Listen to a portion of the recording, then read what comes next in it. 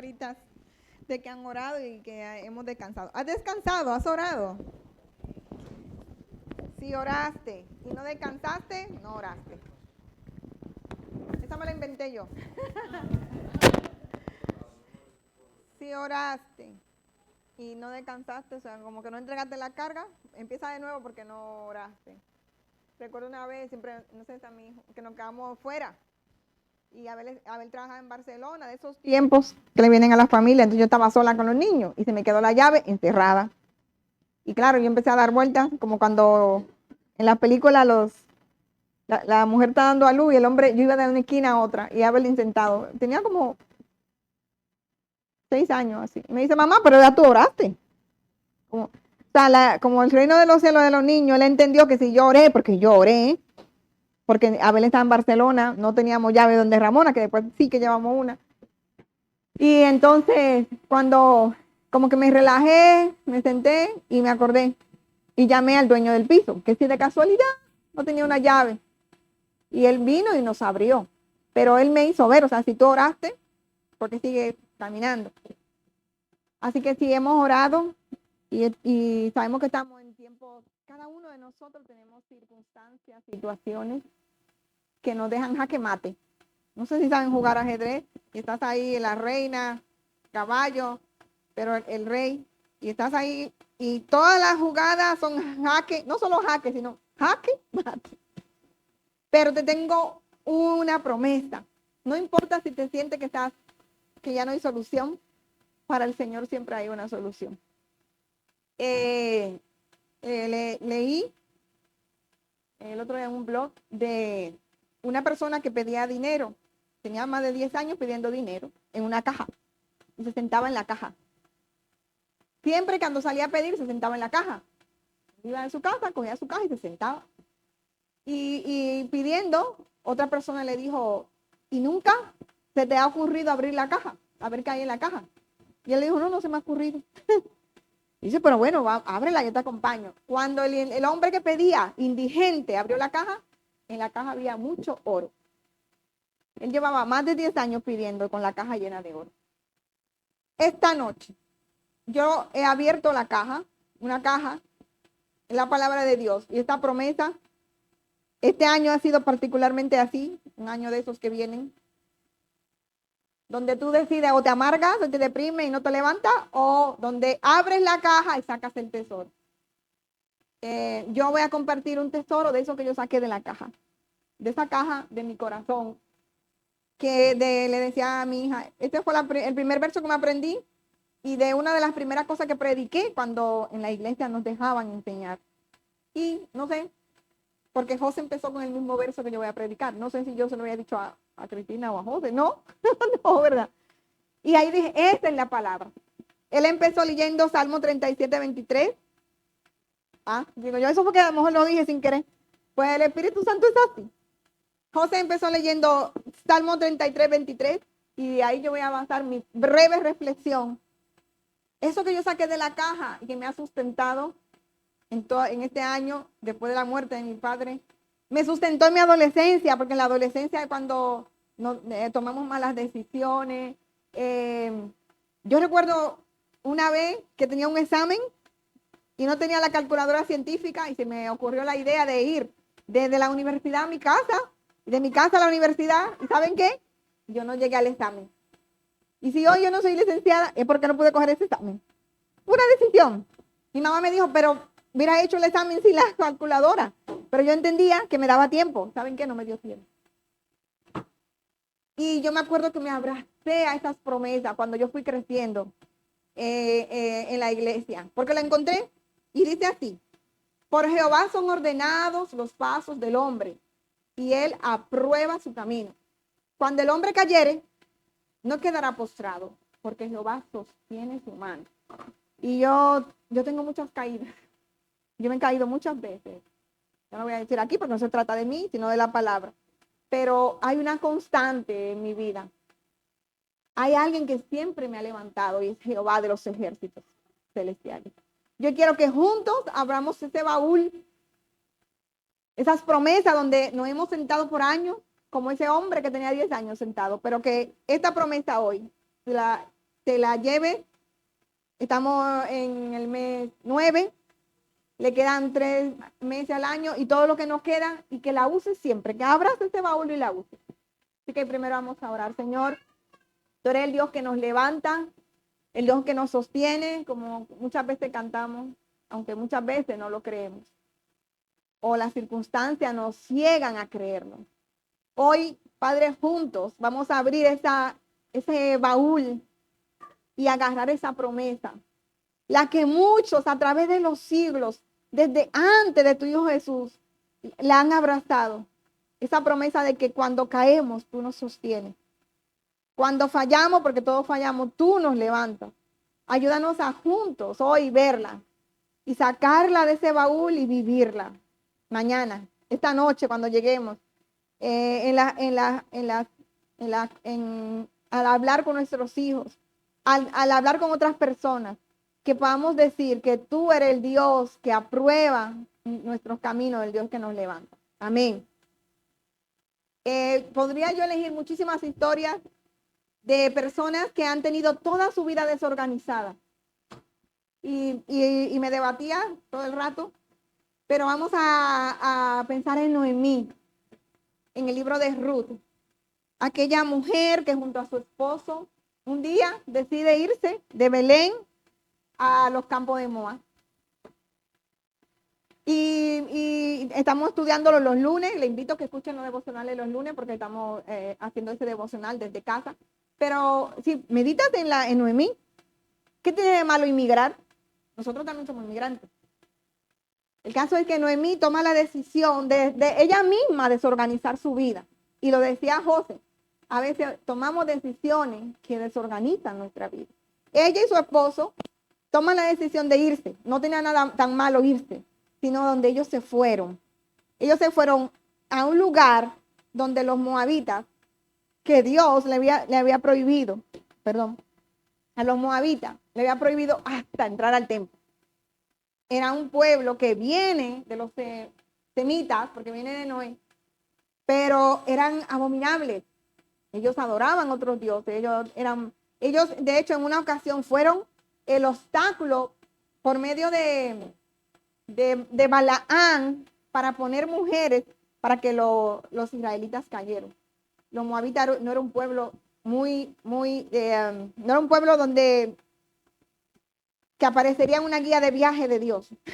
Y ellos se fueron ahí donde no tenían que haber ido, en el libro de Noemí. Yo no voy a leer de Noemí, sino que quiero pues estar ahí en Noemí. Pues sucede que ellos eligen irse para allá y con una sola decisión desorganizan toda su vida, no solamente su vida, sino su destino inmediato. Yo no voy a decir que sus hijos murieron porque estaban en Moab, porque cuando vamos a morir, no importa si está en México, o en la Patagonia, o en España, cuando vas a morir, vas a morir. Pero sí, ellos fallaron mucho. Ellos eligieron mujeres que no eran de Israel. O sea, ellos vivieron ahí, los muchachitos nacieron ahí, como nuestros hijos que están aquí, son españolitos, y vienen y se casan con una persona que no es de la iglesia. ¿Cómo se llama eso? Hacen un yugo desigual, y los hijos de Noemí, siendo del pueblo de Dios, que en Levítico 20, 19, 18, Dios le dice, ustedes son santos porque yo soy santo. Pues a ellos se les olvidó todo eso. Y esos muchachos se buscaron mujeres de las que estaban ahí, de las que iban al instituto, de las que iban a la ESO, las que conocieron por el teléfono. Vamos a ponerlo en los tiempos de ahora. Los dos muchachos de Noemí se casan con mujeres que no son las que Dios, porque Dios cuando habla es por algo, dice, no se junten con personas que no son de mi pueblo. No se junten con personas que no son de mi pueblo, porque claro, esas mujeres te van a llevar a adorar a otros dioses, te van a llevar a otras costumbres. Pero ellos pasan por alto eso. Malón y Kelión se casan con mujeres. De ahí sus amiguitas, sus quintas, como dicen aquí, que se casan, la del colegio, la de siempre. Pero sucede que no eran gente del pueblo de Dios. Da la circunstancia de que ellos mueren, muere el papá, mueren ellos. ¿Y se quedan cuántas viudas ahora? 3 viudas. Totalmente una vida desorganizada. ¿Se podía quedar ahí la historia? Yo me bajo, amén. Bueno, esas son las consecuencias de las malas decisiones. Pues no. Yo te quiero traer hoy desde el baúl al Dios que ordena nuestros pasos, al Dios que ordena nuestra vida cuando nosotros mismos fallamos o cuando otros fallan. Porque en el caso de Ruth, ella no hizo nada malo, ella se casó con el que le gustó. Es como que ahora, Víctor, aquí no hay ningún Víctor en la iglesia. Víctor es de la iglesia y vino a España y Víctor sabe la palabra de Dios, pero Víctor decide, o Victoria, vamos a decir Victoria, decide casarse con una persona que no es de la iglesia. Porque es buena, porque no hace nada malo, porque es mejor que la gente de la iglesia. Yo te lo digo porque yo cuando era joven, antes de ser la novia de Abel, yo recuerdo que cuando yo estaba en el grupo de jóvenes, a mí me atraía un chico que no era de la iglesia. Y yo cuando el líder de jóvenes me decía, yo decía, pero él se porta mejor que Juan. Él se porta mejor que Nahum. Eso era lo muchachos de la iglesia. Él se porta mejor que David. Y claro, yo me recuerdo que mi líder de jóvenes ahora es mi cuñado. Y me decía, pero él es un pecador. Él no es un hijo de Dios. Y ahí que me daban durísimo. ¿Por qué? Porque la Biblia dice de que estas personas lo que hacen que nos atraen. ¿Por qué cuando un chico, yo lo siento porque yo sé que hay hermanas que sufren, que luchan con eso, un chico o una chica se busca una persona de fuera? En la mayoría de los casos, ¿quién se queda afuera?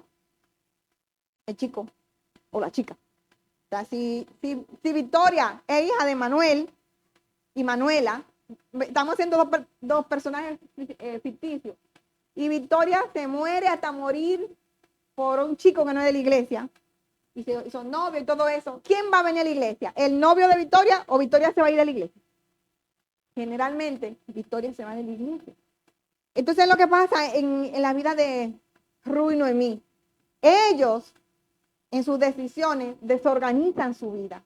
O sea, ellos tienen una decisión legítima, estamos pasando hambre en Belén, no vamos allá, pero allá, en ese pueblo que ellos fueron, que no conocían a Dios, que no tenían el tabernáculo, porque no había templo cuando eso, que no había jueces, no había nada, los muchachos crecieron y se casaron con el que les gustó, porque al final, en los tiempos de Ruth y Noemí, todo el mundo hacía lo que le parecía, dice el libro de los jueces, ¿verdad? Pues ellos hacen eso, con una decisión, desorganizan todos sus pasos, pero la historia no se queda ahí. Porque la promesa es que por Jehová son ordenados los pasos del hombre. Pasó en la vida de Ruth y Noemí, pasó en mi vida, en la vida del pastor, en la vida de Miriana y en la vida de cada uno de nosotros se va a cumplir esta promesa. ¿Qué pasa? Que cuando ellas se quedan viudas, Noemí como mujer de la casa se entera que allá en Belén las cosas mejoraron. Entonces ella dice, bueno muchachos, vámonos para allá. Y por mitad del camino, ustedes conocen la historia. Ella le dice, devuélvanse porque ya yo no voy a tener más hijos y todo eso. Orfa se devuelve, Ruth sigue con ella. Y ahí empieza Dios a ordenar la vida de Noemí. Llega un punto que Noemí llega a Belén y Noemí ha sufrido tanto que Noemí está irreconocible. Cuando Noemí llega, ustedes saben cómo son los pueblos. Ay, esa no es Noemí. Ay, qué quiclajata. Ya me lo imagino. Ay, Dios mío, qué flaca. O a lo mejor qué gorda, porque así que somos. Cuando yo voy a República Dominicana es lo que me dicen. Ay, está gorda. Y ponen una cara como si fuera pecado. La gente es así, ¿no? Cuando uno llega, y tú te quedas, ay, por Dios, la gente no, toda la vida la gente ha sido igual. Cuando Noemí llega a Belén, dice que no la conoce. El sufrimiento, lo que pasó. Y ella entonces viene y dice esto. Ay, a mí no me llamen Noemí. Que significaba amable, dulce. A mí, llámenme Mara. Ella misma se cambia el nombre y le dice, claro, como se veía así, amargada, ella le dicen que le ponga amargada. Ella misma que es la que toma la decisión y desordena su vida. Entonces cuando llega, le cambia el nombre a su vida. Esas son las cosas que hacemos cuando muchas veces tomamos malas decisiones en este caso. Yo no sé, porque yo he estado con mi vida desorganizada y yo no he hecho nada. Yo he sido inocente y se me ha pataleado todo. Como aquel día 4 de abril, yo me acosté, no pude venir a la iglesia, de un dolor de espalda, pero me acosté fenomenalmente feliz y a las 3 de la mañana me llaman, tu papá murió. O sea, yo no hice nada. Y yo sentí que el mundo se me desorganizó. Que yo entraba a la habitación y a ver el testigo, yo entraba a la habitación y me daba ataque de ansiedad, porque pasamos en la habitación desde las 3 de la mañana hasta las 6 por el teléfono. Y llama al tío chino, y llama no sé qué. Y yo soy muy sensorial. Se me quedan los olores. Yo soy así. si un olor agradable me trae sensaciones buenas. Y un olor, o sea, en la habitación quedó un olor, yo no sé qué olor, pero cuando yo entraba a la habitación me daba ansiedad, me daba taquicardia, me daba no sé qué. Mi esposo, que es el mejor del mundo, fregó la habitación, limpió la pared, porque yo decía, es que me huele, y cuando entro, me da ataque, me da algo, me da un... ¿No? Ese día mi vida se desorganizó. Dios no puso un punto y aparte. Dios organizó mi vida. Pero cuando la vida de la hermana, para no decir nombre, se desorganiza, hay un Dios que organiza su vida. Este Dios, para terminar, desde el principio, cuando todo estaba desorganizado y vacío, Él envía al Espíritu Santo y pone orden con una sola palabra. Y eso es lo que yo quiero sacar del baúl hoy. No importa cómo está tu vida desorganizada, si fue por una decisión, si tú no hiciste nada, si por la manera que sea, si vino de adentro, si vino de afuera, como dice Pablo en 2 Corintios, que en un momento él sentía presión por dentro, presión por fuera, pero Dios estaba ahí. Hermanos, esa promesa es para hoy, para un tiempo como este, que están en guerra. Salía en el periódico que a un pastor en Rusia lo metieron preso porque habló de la guerra. Cuando matan las personas, como pasó con este chico por dar un punto de vista con el de Estados Unidos, ¿no? Ese es el mundo que estamos, que ya no es que yo desorganizo mi vida, sino que el mismo sistema. Hay una promesa. Jehová ordena los pasos del hombre. Cuando la palabra se refiere a pasos, es vida. Podríamos sustituirlo o buscar otra versión, si a mí me gusta otra versión. Por Jehová son organizadas las cosas de la vida del hombre. Así como en el principio todo estaba vacío, desorganizado, Dios sigue haciéndolo hoy. Dice esta versión, el Señor dirige los pasos de los justos. Se deleita en cada detalle de su vida. Eso sería, Él aprueba su camino. O sea, no pasa nada, mi hijo. Tú fallaste, Noemí. Tú tomaste una decisión. Yo no te abandono. Yo te voy a levantar. Y de Noemí viene el nieto de David. Y de David viene Jesús. Hermanos, tenemos que volver a estas promesas antiguas, predicar estas cosas. El verso 24 dice, cuando el hombre cayere, está en esa posibilidad, eso puede que caiga, nadie aquí es infalible. Cuando cayere, no quedarás postrado, porque Jehová sostiene tu mano. ¿Y cuántas veces hemos tenido situaciones que tú dices, ya? Yo me acuerdo que hablé con una persona, una situación que tuve un día de estos. No está aquí la persona, yo le dije, ha sido el peor año de mi vida. Y ese quedó como, uy, lo estás diciendo tú. Y me dice, y vendrán peores. Cuando él me dijo eso fue como, espabila, levántate.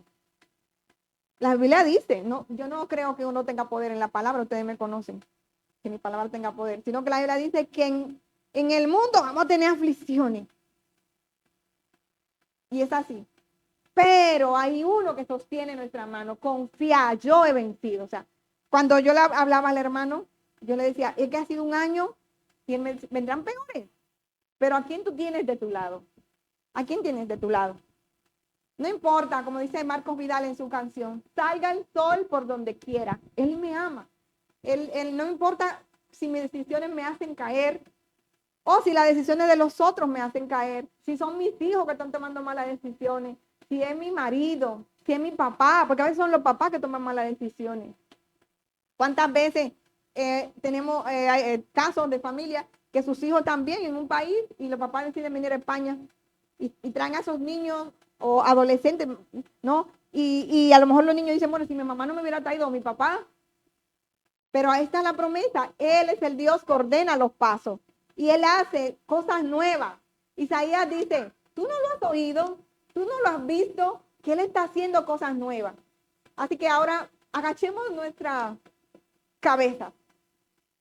Y vamos a sacar un poco todas esas cosas que nos hacen caer. Ese examen que no aprobaste, esa persona que te rechazó, es imposible, todas esas cosas. Piensa, pero empieza a meditar en cómo Dios te levanta, en las bendiciones.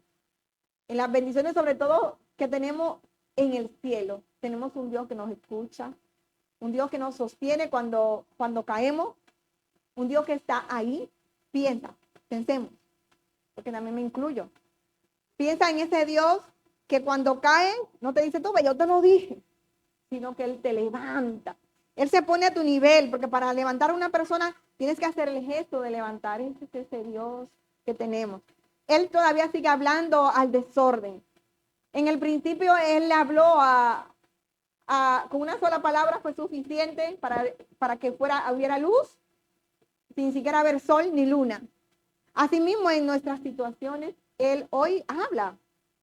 Él sigue hablando por su palabra.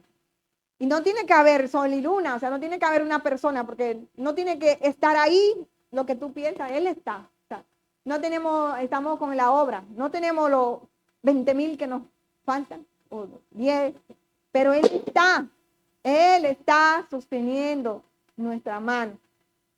Así que, hermano, ustedes pongan en ese paréntesis cuáles son las cosas que lo hacen caer. Porque yo tengo las mías, son grandes. Pero encima de ese paréntesis, abran sus ojos y miren arriba.